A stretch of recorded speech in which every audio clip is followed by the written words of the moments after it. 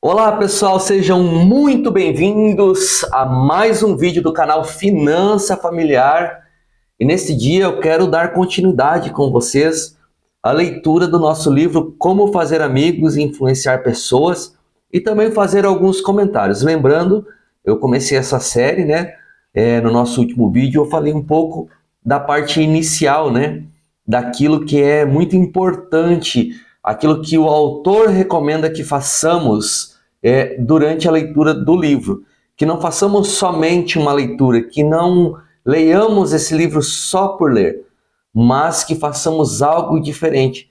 Principalmente, que tenhamos um desejo, um forte desejo de fazer dar certo, de mudar, de alterar o nosso comportamento através da leitura deste livro, tá bom? Então, isso é uma síntese daquilo que nós lemos anteriormente. Nós lemos até a página 20, 21, né? Então, hoje nós vamos voltar já com o capítulo 1, a parte 1 do capítulo 1, tá? Que ela se intitula Técnicas Fundamentais para Lidar com as Pessoas. Esta é a parte 1. O capítulo 1 é: se você quer colher mel, não chute a colmeia. Vamos lá, pessoal? Vamos dar início à nossa leitura e às nossas considerações? Em 7 de maio de 1931, a mais sensacional caçada humana até então testemunhada em Nova York chegava a seu clímax. Após semanas de busca, Chugan Crowley, um assassino e pistoleiro que não fumava nem bebia, tinha sido localizado e estava encurralado no apartamento da namorada, em West End Avenue. O cerco a seu esconderijo no último andar do prédio teve a participação de 150 policiais e detetives.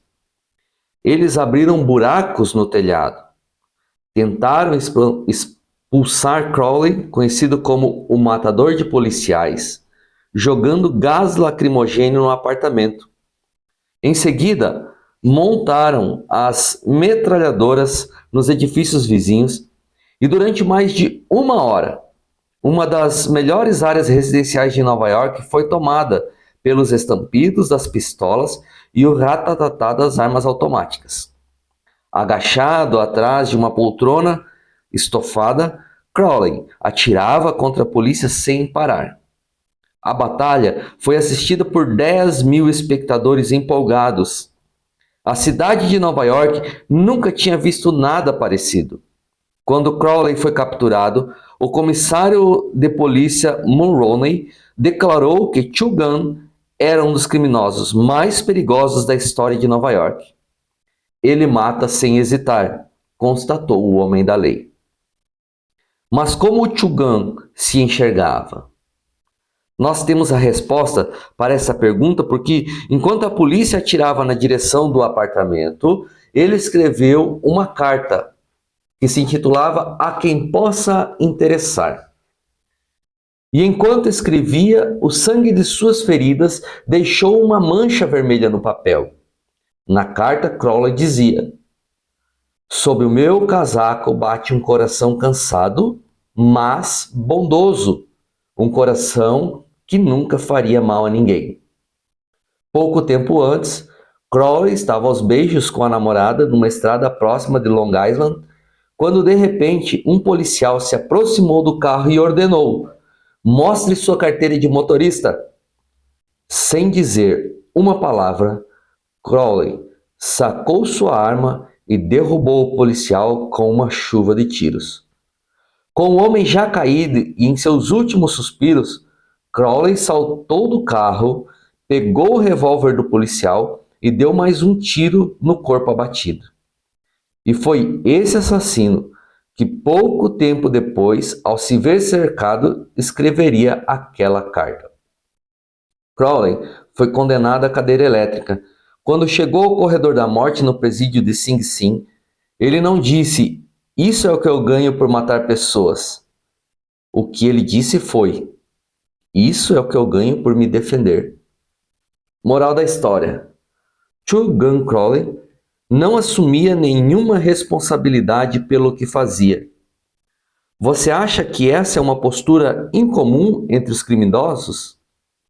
Então, leia esta frase. Passei os melhores anos da minha vida proporcionando os maiores prazeres às pessoas, ajudando-as a se divertir, e tudo o que consegui foi ser insultado e perseguido. Essa fala é de Al Capone, sim, o mais famoso inimigo público dos Estados Unidos, o mais sinistro gangster da história de Chicago. Capone não se sentia culpado. Na verdade, se via como um benfeitor público incompreendido que não recebia o reconhecimento merecido. O mesmo aconteceu com Dutch Schultz, antes de ser morto a tiros por gangsters em Newark. Dutch Schultz, um dos mais famosos bandidos de Nova York, afirmou em entrevista a um jornal que era um benfeitor público. E ele acreditava nisso.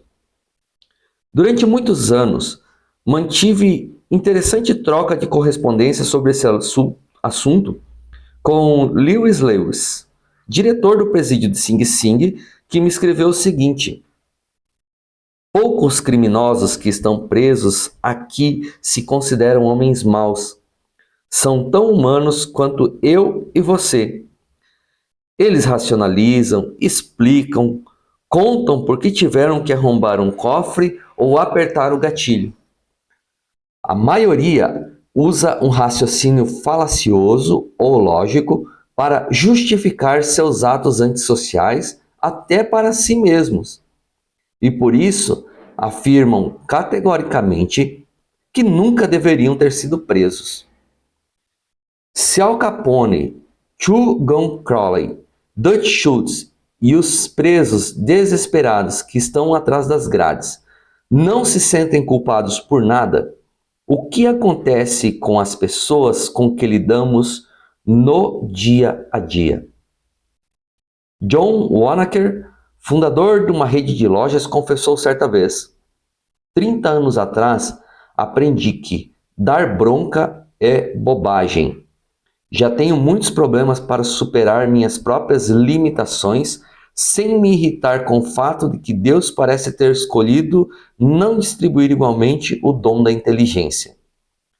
Wanamaker aprendeu essa lição cedo. Quanto a mim, tive que passar um terço de século por este mundo cometendo erros, até começar a compreender que, em 99% das vezes, as pessoas não assumem a responsabilidade por seus atos e não fazem autocríticas por motivo algum, mesmo que estejam completamente erradas. Eu quero aproveitar esse momento, fazer uma pausa aqui, quero sublinhar esta parte e dividir com vocês e chamar a atenção de vocês para esta frase muito importante. 99% das pessoas não assumem a responsabilidade por seus atos e não fazem autocríticas. Ambas as características, descritas aqui, que é a assunção de responsabilidade e também a autocrítica, são igualmente importantes. Agora, durante o nosso diálogo sobre finanças, nós vemos essas duas características muito fortemente em casais que tentam conversar e não conseguem. Por quê? A maioria dos casais, eles não são capazes de analisar a si mesmos, fazer uma autocrítica e assumir a responsabilidade pelos seus atos. Eles preferem sempre culpar o outro.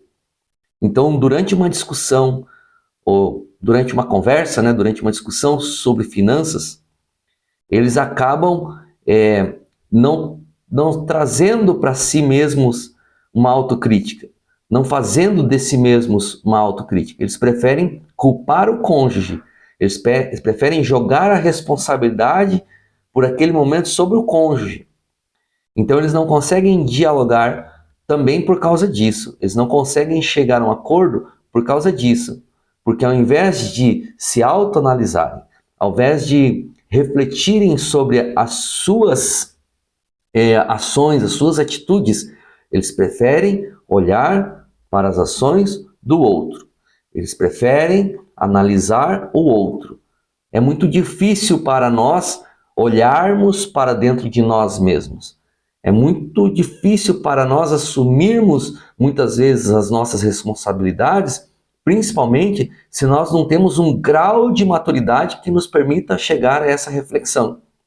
Muitos de nós, infelizmente, não tivemos no nosso lar, no seio familiar, uma instigação, vamos falar assim, uma forma assim de você trabalhar essa questão, né? De você se autoanalisar, de você se autoavaliar, de você assumir as responsabilidades. Muitos de nós fomos protegidos desde cedo, né? O que foi bom, de certa forma, né? Os nossos pais aprenderam assim também muitas vezes. E eles quiseram nos proteger de algumas coisas. Porém, ao nos proteger, eles tiraram de nós a oportunidade de nós fazermos autocríticas, de nós assumirmos as nossas responsabilidades. Então, isso depois que nós nos tornamos adultos, ele vai refletir lá na frente. Ele vai refletir no nosso casamento. Ele vai acabar refletindo na forma como nós dialogamos sobre as finanças. Então, quando nós estamos diante do nosso cônjuge ou diante da nossa família, nós não conseguimos falar, nós não conseguimos discutir de forma saudável, nós não conseguimos nos autoanalisar. Nós preferimos buscar a culpa fora de nós. Nós preferimos olhar para o outro. E aí eu quero aproveitar já aqui, como eu falei, né? Eu vou fazer sempre um comparativo, sempre que possível, com o principal livro que trata de todas essas questões. E eu vou chamar a atenção para vocês agora para um texto que está nas Escrituras, para um texto que está na Bíblia, para um texto que está lá em Marcos, capítulo 4, verso 24. E ele diz assim, ó: então lhes disse, atendei ao que ides ouvir, com a medida que medirdes, vos medirão a vós, e ser-vos-á ainda acrescentada. Tem um outro texto ainda que também fala sobre a medida. Esse é muito mais conhecido, eu acredito, de todos, que ele vai estar em Mateus, capítulo 7, que diz assim, ó: não julgueis, para que não sejais julgado, pois com o juízo com que julgardes sereis julgados, e com a medida que tiverdes medido, hão de vos medir. Porque reparas o cisco que está no olho do teu irmão, mas não percebes a trave que está no teu? Ou como dirás a teu irmão, deixa-me tirar o cisco do teu olho, estando uma trave no teu? Hipócrita, tira a primeira trave do teu olho, então verás claramente para tirar o cisco do olho do teu irmão. Então aqui, duas palavras, como eu disse já anteriormente, né? Tudo que a gente lê hoje, ele está contido na Bíblia. Então, a gente faz uma leitura aqui e vê, né, uma constatação: 99% das vezes as pessoas não assumem responsabilidade por seus atos e não fazem autocríticas por motivo algum, mesmo que estejam completamente erradas.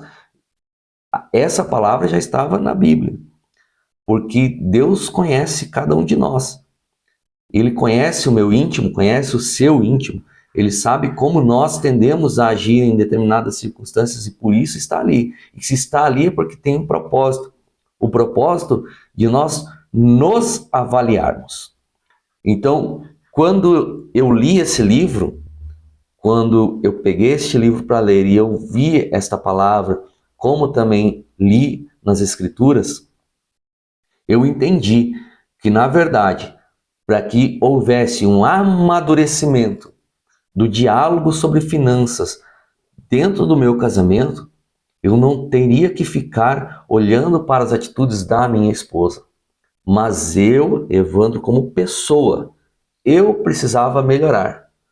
Eu precisei fazer uma autocrítica, uma autoanálise, assumir as minhas responsabilidades, compreender como melhorar a minha comunicação, para assim melhorar o meu diálogo sobre finanças com a minha esposa. Então é isso, pessoal. Isso aqui é muito importante e esse foi um dos aprendizados que eu tive com este livro. Vamos continuar? E não adianta criticar, porque isso coloca a pessoa na defensiva e, em geral, faz com que ela tente se justificar. A crítica é perigosa porque fere o precioso orgulho do indivíduo, atinge o seu senso de importância e desperta ressentimento. Terrível isso. Quando você faz uma crítica para o seu cônjuge, para a sua esposa, ao invés de se autoanalisar, você cria uma barreira. Você cria uma barreira enorme, difícil demais de ser transposta depois.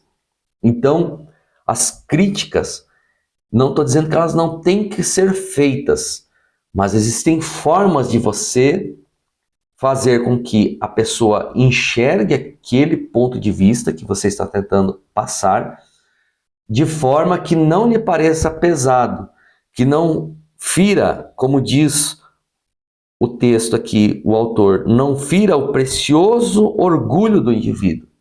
Todos nós temos um orgulho, né? Todos nós sentimos um orgulho daquilo que nós carregamos dentro de nós, daquilo que nós aprendemos, daquilo que nós vivenciamos, daquilo que nós temos como padrão até mesmo, né?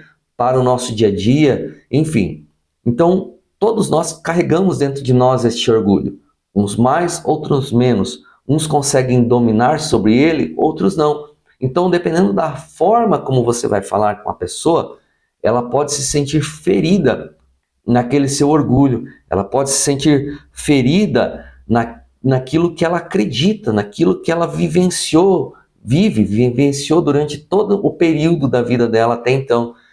Então, assim, você tem que ter cuidado, sabedoria ao conversar com a pessoa, para que você não fira esse orgulho, para que você não atinja um senso de importância daquela pessoa, para que você não gere ressentimentos. Então, quando você gera ressentimentos na outra pessoa, isso faz com que a barreira vai ficando cada vez maior. Quanto maior a barreira, mais difícil de ser transposta. Então, assim, tem que se tomar muito cuidado com as críticas. As críticas, elas devem existir, sendo construtivas e sendo comunicadas de forma correta, coerente, de forma como a gente vai ver mais para frente, a gente deve falar com amor. O tempero das palavras é o amor. Sempre que nós temos amor, sempre que nós temperamos as nossas palavras com amor, a receptividade dessa palavra é muito melhor.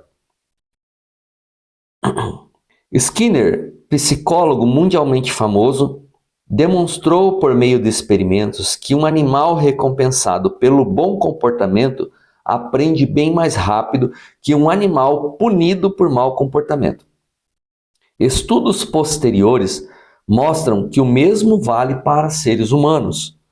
Ao fazer críticas, não produzimos mudanças duradouras e, com frequência, provocamos ressentimento. É o que eu falei anteriormente, né?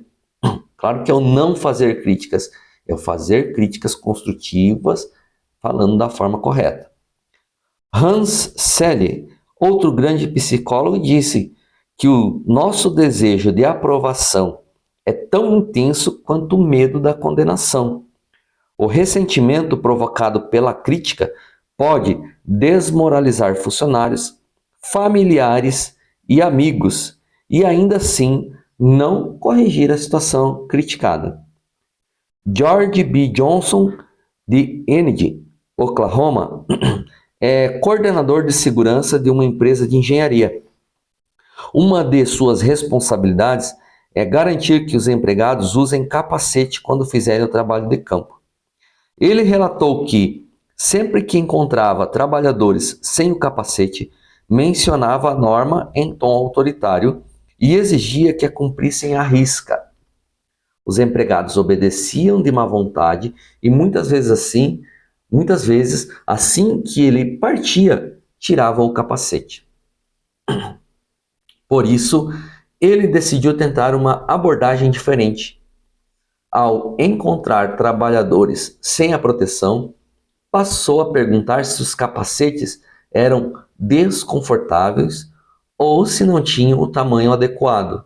Em seguida, num tom de voz gentil, lembrava os funcionários que o capacete era projetado para prevenir acidentes e sugeria que o equipamento deveria ser sempre usado durante o trabalho. Vocês perceberam aqui? Ao invés de dar uma ordem, ele dava uma sugestão, que é o que eu falei, não é o que você fala, mas o como você fala. O que precisa ser falado deve ser falado, mas agora como você vai falar é que é o segredo. Então, como resultado, os funcionários passaram a cumprir a regra com mais frequência e sem ressentimentos. Milhares de páginas da história mostram como fazer críticas é inútil. Veja, por exemplo, a famosa briga entre Theodore Roosevelt e o presidente William Howard Taft. Um conflito que dividiu o Partido Republicano, pôs Woodrow Wilson na Casa Branca e deixou marcas antes e depois da Primeira Guerra Mundial, alterando o curso da história. Examinemos os fatos rapidamente. Quando deixou a presidência dos Estados Unidos em 1909, Theodore Roosevelt apoiou a candidatura de Taft, que se elegeu para a Casa Branca. Em seguida, Roosevelt fez uma viagem para a África. Ao voltar, perdeu as estribeiras. Criticou o conservadorismo extremo de Taft e tentou garantir para si a candidatura para um terceiro mandato como presidente, criando uma cisão no Partido Republicano. Depois da confusão, ambos foram derrotados nas eleições. Foi a derrota mais desastrosa que os republicanos haviam sofrido até então. Theodore Roosevelt culpou Taft. Mas Taft assumiu a culpa? Claro que não. Com lágrimas nos olhos, disse: "Não vejo o que poderia ter feito de diferente." Quem era o culpado? Roosevelt ou Taft? Sinceramente, não sei. Mas a questão é que todas as críticas de Roosevelt não convenceram Taft de que ele estava errado. Serviram apenas para que Taft tentasse se justificar. Vejamos o escândalo de Teapot Dome, envolvendo petrolíferas, que gerou manchetes indignadas nos jornais do início dos anos 1920 e sacudiu a nação inteira. Até então, não tinha havido nada parecido na vida pública dos Estados Unidos. Eis a essência dos fatos. Albert Fall, secretário do Interior do governo de Warren Harding, foi encarregado de cuidar do arrendamento das reservas de petróleo do governo Elk Hill e Teapot Dome. Ambos os campos já haviam sido reservados para serem usados pela Marinha. Será que o secretário Fall autorizou a organização de uma licitação competitiva? Não, senhor. Ele entregou o vultoso contrato a seu amigo, Edward Downey. E o que fez Downey? Ofereceu ao secretário Fall aquilo que descreveu como um empréstimo de $100.000. Como se fosse um déspota, Fall ordenou que os fuzileiros naval fossem ao distrito para retirar os concorrentes compostos de extração adjacentes que estariam explorando o petróleo das reservas de Elk Hill. Retirados das terras sob mira de fuzis e baionetas, os concorrentes procuraram a justiça imediatamente. e deflagraram o escândalo de Teapot Dome. A podridão foi tão grande que arruinou o governo Harding, enojou uma nação inteira, quase destruiu o Partido Republicano e pôs Albert Fall atrás das grades. Fall recebeu uma condenação pesada, punição que poucos homens da vida pública já haviam sofrido. Teria se arrependido? Nunca.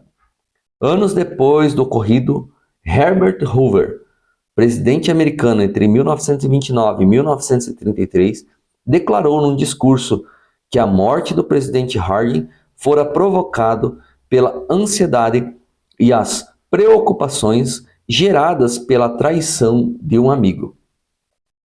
Quando a esposa de Fall ouviu aquilo, saltou da cadeira, caiu no choro, sacudiu os punhos e berrou: "O quê? Harding traído por Fall? De jeito nenhum! Meu marido nunca traiu ninguém. Nem todo o ouro do mundo levaria meu marido a fazer algo de errado. Ele é quem foi traído, aniquilado e crucificado."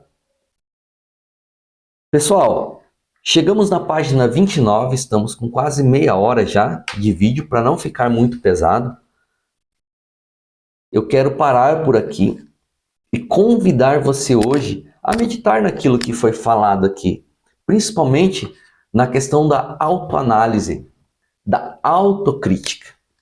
É muito importante que nós façamos isso, que nós, durante o nosso diálogo sobre as finanças, durante o nosso relacionamento com o nosso cônjuge, nós procuremos não apontar o dedo para ele, para ela, mas que nós possamos apontar o dedo para nós, que nós possamos fazer em nós primeiro uma avaliação, uma autocrítica. Mas veja bem, uma avaliação e uma autocrítica que seja sincera, seja sincero consigo mesmo.